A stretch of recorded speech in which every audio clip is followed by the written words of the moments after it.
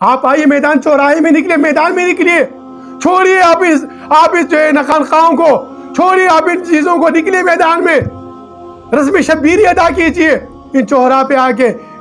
جو ہجوم ہے، اس ہجوم سے نکل کر قلوب کو منور کرنا ہے، اس ٹکراؤ سے ختم کرنا ہے۔ تو اعتدال میں لانے کے لیے معاشرے میں امت مسلمہ کے جتنے بھی جو مخیر حضرات آپ سے اپیل ہے، جتنے بھی اہل علم آپ سے اپیل ہے، جتنے بھی اہل دانش ان سے اپیل ہے، ان سیکولر طاقتوں کے خلاف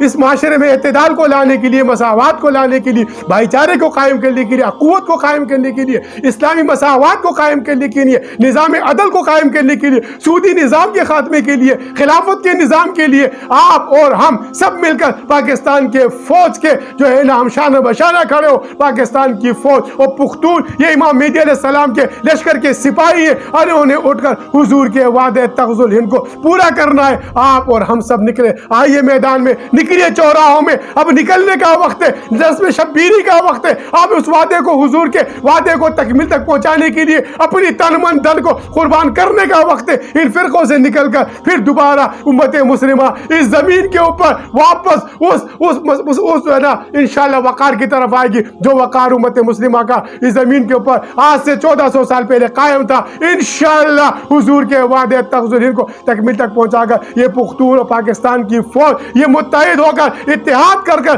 آپس میں امام مہدی علیہ السلام کا لشکر کے سپاہی بنیں گے۔ اور ان جو طاقتیں بیٹھ کر ورغلا رہی ہیں ایک دوسرے کے رب بہکاری، ان کی سازشوں سے امت مسلمہ کو چھٹکارا حاصل ہوگا۔ میں تمام تر امت مسلمہ کے نوجوانوں سے، میں تمام تر ان مذہبی حلقوں سے، میں اہل علم اہل قلم سے درخواست کرتا ہوں، آئیے اس سپاہی کی طرح میدان میں اتریے جو سپاہی پوری کی پوری ٹریفک کو اس اعتدال پیدا کرتا ہے، اس کانسٹیبل کی طرح آئیے میدان چوراہوں میں آئیے۔ اب عملی میدان میں نکلنا ہے،